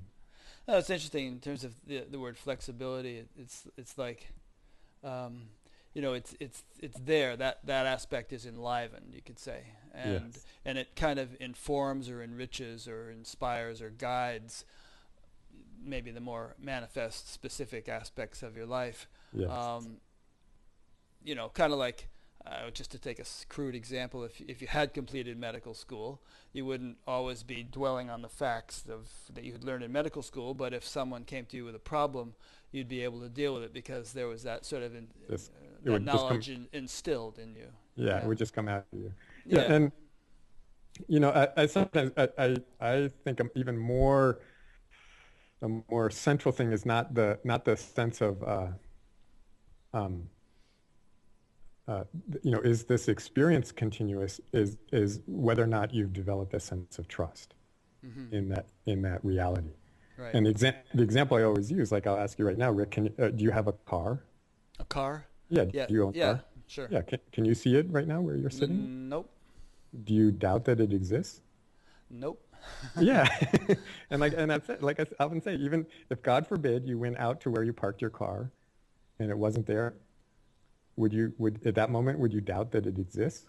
I figured it existed somewhere, but Yeah, exactly. maybe You no call the longer in police. my position, my possession. Yeah. Yeah, you call the police. Right. Right. So we all have, most of us have developed a really strong trust in physical reality Hmm. that actually allows us to function without having, we don't have this sense that you have to experience it all the time in True. order for it to be real. And, which sometimes, when somebody, when for the first time in their life, they buy a brand new car, Hmm. suddenly there's a little bit of that again, Yeah. right? Where they're always like peeking out the window and saying, yeah, oh, look at my new car. Because they can't quite believe it yet that they own a brand new car. But for the most part, we just trust that when we put something in a drawer and we go away and we come back, it'll still be there. And that Yeah. trust is based on a lot of experience, right? That Hmm. that's what does build that sense of trust. And so my sense is that's the same thing that can happen with these bigger experiences of being, is that you need to experience them, but the real gift, the real freedom that they bring to you is when you've had so many experiences of them, when you've had so much, it's been so available to you that after a while you just trust. Yeah. You just on a deep level, that's true whether you're experiencing it or not. Just like your car exists whether you're experiencing it or not. Hmm. And so Yeah. that's a bigger freedom. You know. They say that the final stroke of realization is the dispelling of doubt. The Yes. elimination of doubt. Yes. And that's just what you're saying. I mean, Right. I don't doubt that I have the car, although I think my wife might have taken it into town. Um, Yeah, but but again, you don't doubt that it exists. yeah, yeah. Yeah, And enjoy. so it's like, you can sort of picture the classic seeker. It's like, oh my God, when will I ever get there? And it's, my life sucks and I have to get enlightened and yada yada. Maybe I should go on another retreat. But Yeah, you and know, then, and then even when they have a big experience, yeah, was that it? Is was this that gonna? it? And they try to hold on to it, which of course make it go away faster, and they try and get it back, and so they're still in that place of doubt. They Hmm. still don't really trust what they experienced. Yeah. So what you're saying is doubt kind of was dispelled, and Yes. now you just kind of live in a simple, natural, easy state of trust, and Yeah. Yeah. it's there. Yeah. It, and what's been really sweet, really rich in that is it comes back to what I spoke about right at the beginning of our conversation, that there now is this ability to really enjoy and explore and appreciate the simplest, most ordinary experiences Hmm. that appear in life, and even experiences of physical difficulty, getting ill, or having an argument with my wife, or losing something really precious, a good friend or something, and actually experiencing all the very human emotions. And because there's this trust, there's this willingness to just go with that experience, just dive into it. Like that minister told me, just be really curious about everything. Yeah. And it turns out that that all of that again is like a facet of the jewel. All of that is real, is part of reality, and it's all um, sacred. It's all beautiful. It's all worth. Yeah. This kind of brings up a couple of points. One of the things I heard you say in the songs that I listened to was, you can just kind of plunge in, just sort of don't worry about exhausting awareness or running out of it or anything like Yes, that. yes, Just go for it. right. And I thought, well, I thought that might be misinterpreted as sort of advocating hedonism. Mm. I can snort meth, I can go to prostitutes, I can do all kinds of crazy stuff, Right. and I'm not going to run out of awareness.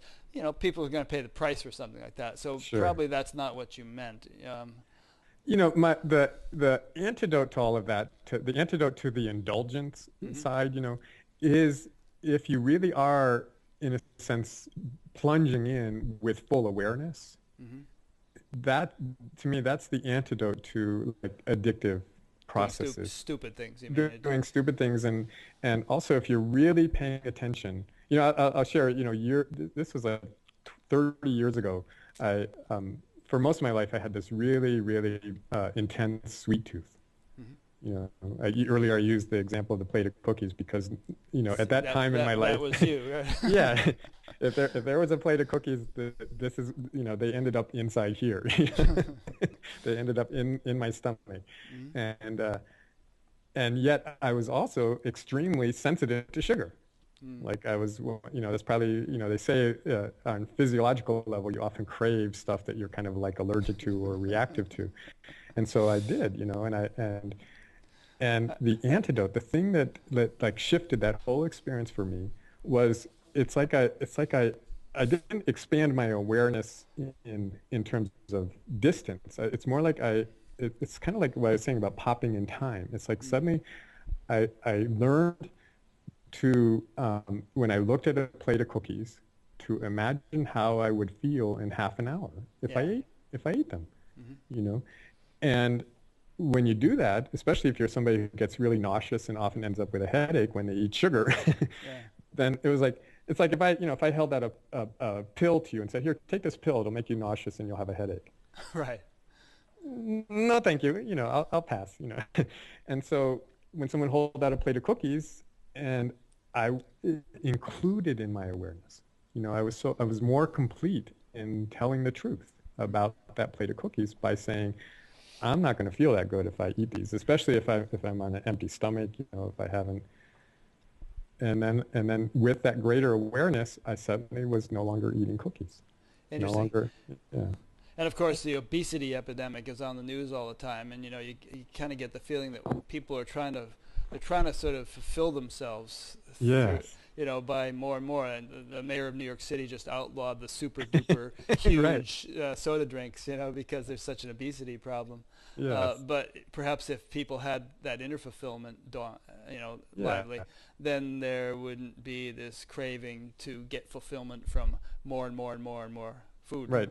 And also, again, even in a more relative sense, you know, in between those two places, if there was just more awareness of the actual experience, Consequences, yeah. yeah, you know, within a slightly bigger time frame, Hmm. then, you know, some of those cravings, like I said, it was just this weird thing. Suddenly, whenever I looked at sweets, I would do this mental calculation that included how I would feel in half an hour. Yeah, that's And you good. know what's nice about that too is that it did actually allow me to be flexible, because if um, if I had a full stomach, if I just Uh-huh. eaten a big meal, I discovered I could eat a little bit and not have all those symptoms. You know, Mhm. it was so I you know, if I ate a lot, I still would, but if I ate a little bit, I was okay. So it's like I found a balanced way of experiencing sweets. It's not that it wasn't like I never had to go cold turkey.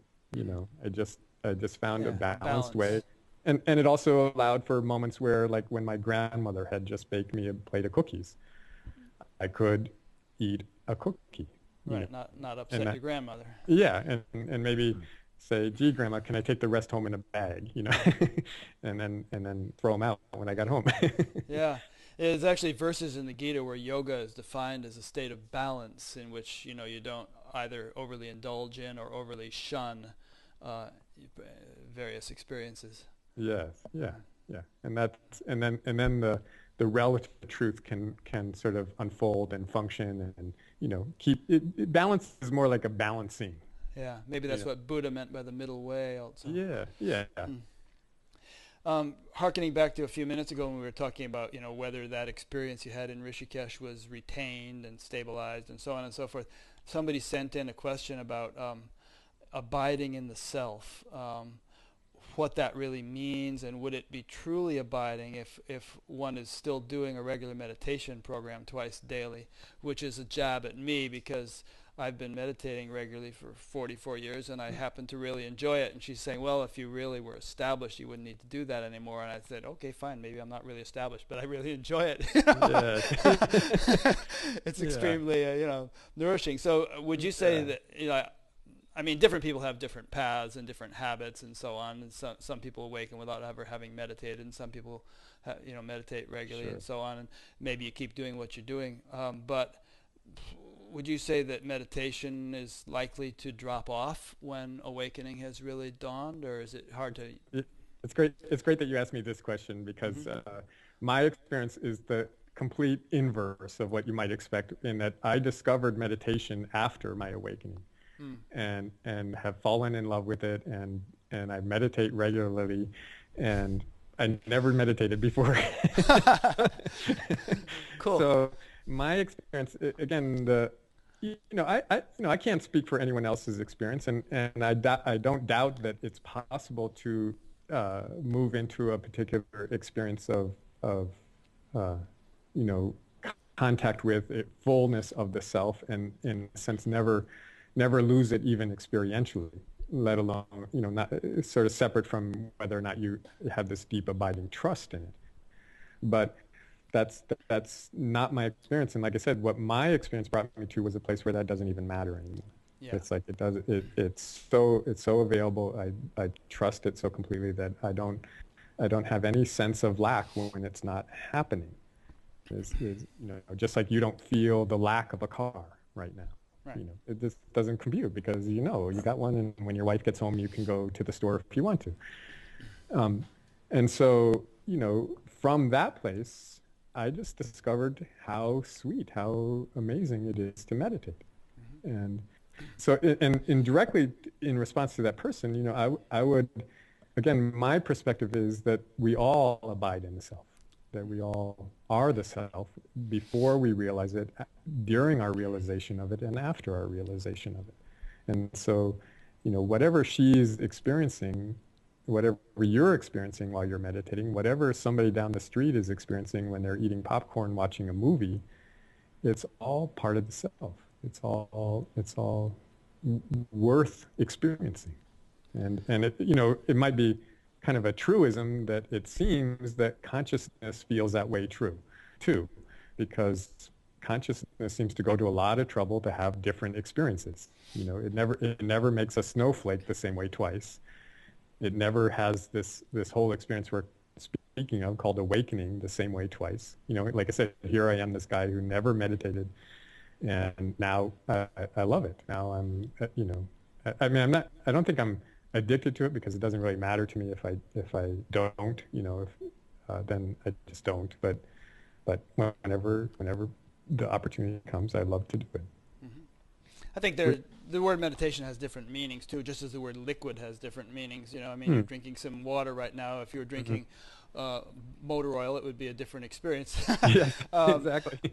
so, I mean, there are kinds of meditation which are very, I mean, I've read descriptions of certain types of Buddhist meditation where you're supposed to clench your teeth and force the thoughts out, and it's just like this really intense kind of thing. So if a person has even a flavor of that kind of association with the word, which I don't think my questioner did, but Yeah. I can see why one would proscribe, a Yeah, practice. yeah. Though, why not? Why not try that? And it's like Yes. sometimes by exaggerating something, that thing I talked about, where the awareness suddenly becomes more complete. Yeah. So you exaggerate the effort, any kind of efforting, and that can pop you out of the illusion that the efforting is going to make you happy. Mm. You know. There's another question that the same person sent in. All these are actually specifically for you. Oh, great. Um, and I don't know if you can answer this or not. I don't think I'd be able to because I'd have to look up in some books and make sure I really understood my definitions here.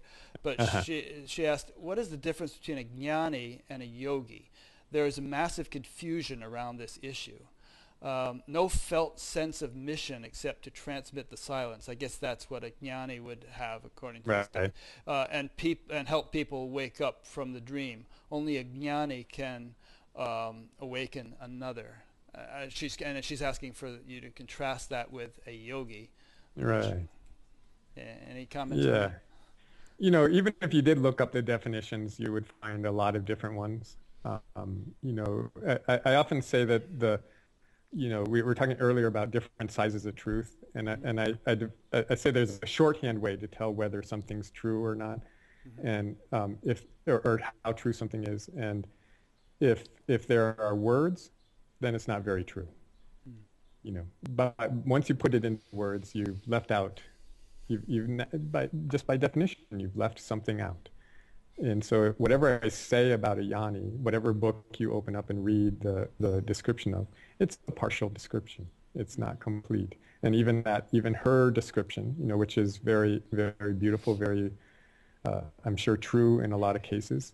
But I'm also sure there are lots of yanis who don't have any desire to transmit or teach or awaken anybody because what's the point? It's like we're a certain depth of realization, everybody you look at is so incredibly awake that what are you going to teach them? What are you going to show to them?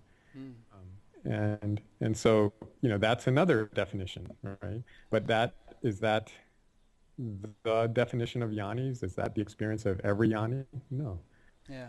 And it's the same thing, anything you say about a yogi, it would be true of some yogis, but not all. I mean, what about Yogi Bear?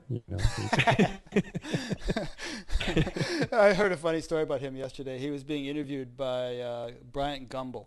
And Bryant Gumbel said, okay, just give me a kind of like a one-word answer to the following things, and I'm going to give you some names. I want a one-word answer. And so he said, okay, Mickey Mantle. And Yogi Berra said, what about him? and I was actually referring to Yogi Bear, the cartoon character. Oh, the cartoon character. Yogi Berra is a source of great spiritual wisdom, actually, if you look at some of his quotes. Sure.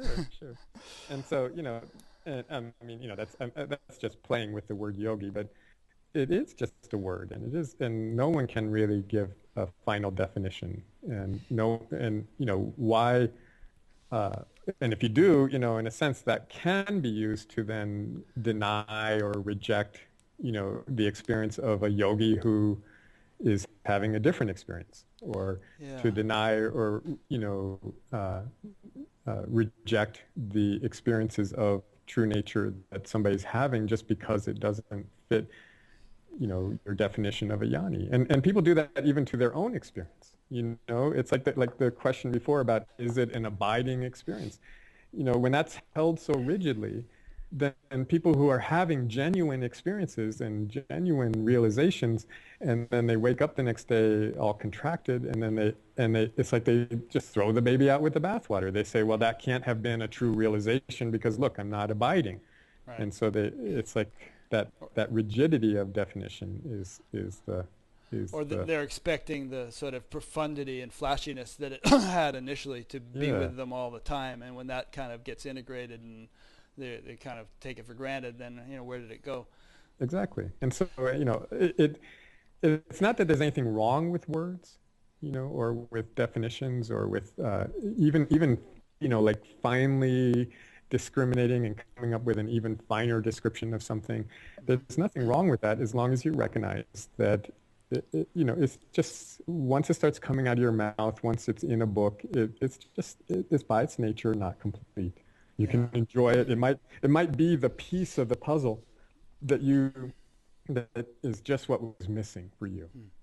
A perspective, an understanding, a definition that, in that moment is actually a fairly profound truth, because again, it allows your being to relax. The other experiential quality of when you experience something that's truer is it quiets the mind, because you have less to think about. Even if I just give you directions to the post office, you suddenly have one less thing to think about. And if I somehow life or I somehow evoke in you a really, really big truth, you suddenly have nothing to think about. There's nothing left to figure out, even, who is and isn't a yani, what is and isn't a yani. From an actual experience of a really big truth, those things kind of fall away. They are. Another point that came to mind when you were speaking, which is that there are degrees of realization. I mean, when you get your bachelor's degree, let's say, you've got a bachelor's degree. Then you go on and get your master's degree. You still have a bachelor's degree, and then you go on and get your PhD. You still have your master's and your bachelor's degrees, and so on. Right. So there can be an unfoldment in which I don't know what the exact order would be, but there's this sort of the jnana aspect and the bhakti aspect, devotion, and the sort of yogi realization, oneness aspect, and I don't know what they'd all be, but So it's kind of like not an either or kind of this or that kind of situation. Right. Yeah. And my sense is, what any experience that at least that I've had so far Mm-hmm. always just seems like a new beginning. Mm. Like, okay, now what?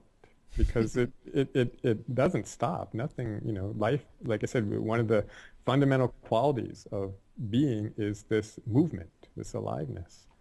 And, it's very possible.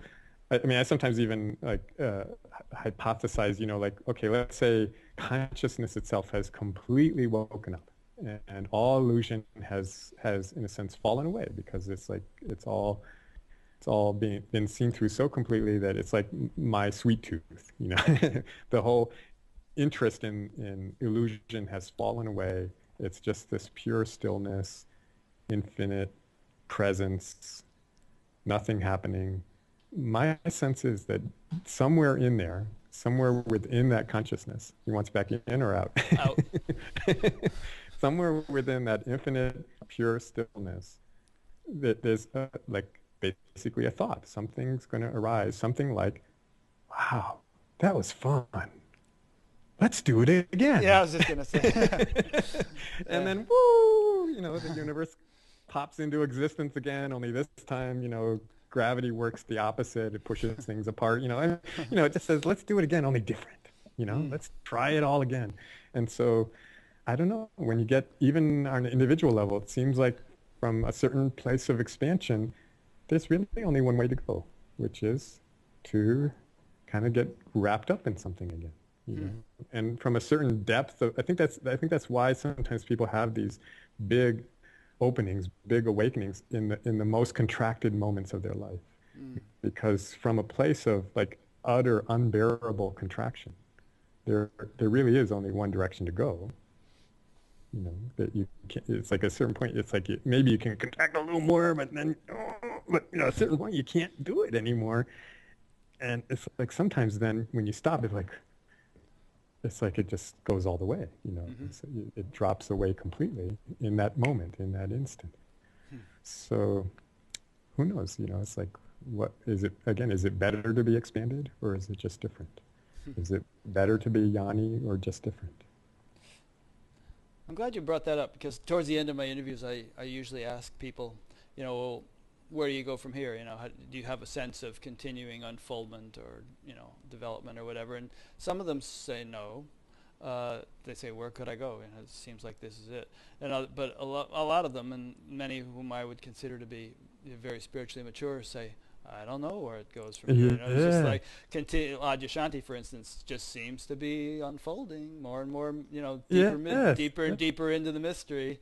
Yeah, and then Uh, there's all kinds of new challenges that you as an individual have to face. Like getting old. yeah, It's like to say that you're done with getting old. Well, I don't know. right. And even if you are literally done with getting old, then guess what? That means you're dying, Yeah, and it's like, and then what? wow, yeah, and then what? It's like who can say what happens after that? Hmm. Especially if there has been a huge realization in his life. Maybe the doorways that open at death are much more profound. The Yeah, possibilities that present themselves.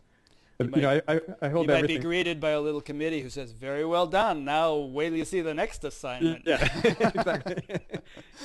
I hold everything lightly, but there's this guy here in Sedona where I live, David Hawkins, who Uh-huh. created the scale of consciousness. Oh He yeah, gave yeah, the numbers. Yeah. numerical value, and Hmm. he just arbitrarily said 0 to 1,000. But then at some point he explains 1,000 is just the highest level of consciousness that the human form can withstand. Interesting. And he in one he uses, this is a part I hold very, very lightly, but he uses muscle testing to Mhm. to Right. determine things. And he, in one of his later books, he actually talks about how they got curious about it and they started discovering that when they checked, there actually were beings that went way beyond 1,000. They just Oh yeah. were not physical. Yeah. They weren't walking around on this planet. And in fact, beings that go up to 50,000 Hmm. that they identified, And, it's interesting because it's a logarithmic scale. So I have each, friends who actually perceive those beings as clearly as you and I perceive ourselves yeah, here, and yeah, I'm going to be interviewing one anonymously in a month or two. great. He Yeah. doesn't And want to go on so, camera. But yeah. And so, in the Vedic cosmology, they have what they call 16 kalas, which are supposed to be like levels of evolution. And yeah, it starts out with rocks and stuff like that. And yeah, and the yeah, humans are supposed to be within like maybe I don't know 4 and 8 between that yeah, range. yeah, And it's the like, greatest saint who ever walked the planet would be 8. But then yes. beyond that, there's another 8. Yeah, I know. I mean, who knows what that's like? Those eight beyond all of this, beyond, what we call enlightenment. It's like, wow, what a trip. Nice. So Well, yeah, so check with me in a couple thousand years. I'll tell you what I will found. do. Yeah. All right. We can have spiritual arm wrestling or something. Yeah, there you go. Well, like I said, we'll be sitting in a bar watching the galaxies collide. Right. The restaurant at the end of the universe. Right. That's a Douglas Adams thing. Right. Hitchhiker's Guide to the Galaxy. Right. Okay, on that profoundly frivolous note, let's wrap it up. All right. This has been a joy, as I knew it would be. Yeah, real pleasure. Yeah. Let me just kind of make some concluding. You want to make any concluding remarks before I do? Just thanks. I really appreciate having this time to chat. Good. Yeah. So to those who've stayed with us for the last 2 hours, you've been listening to an interview with Nirmala, who lives in Sedona, as he said, but travels around occasionally and gives satsangs, and also has a website. What is it? Yeah, endless-satsang.com. .org. .com. .com. And And- go ahead. Oh, I was just going to say, you were probably going to mention there's all kinds of free stuff on there. There are whole books they can download for free, and videos and audios and articles, and you could spend hours on there just Poems. yeah, a book of poetry that they can download the whole thing for free.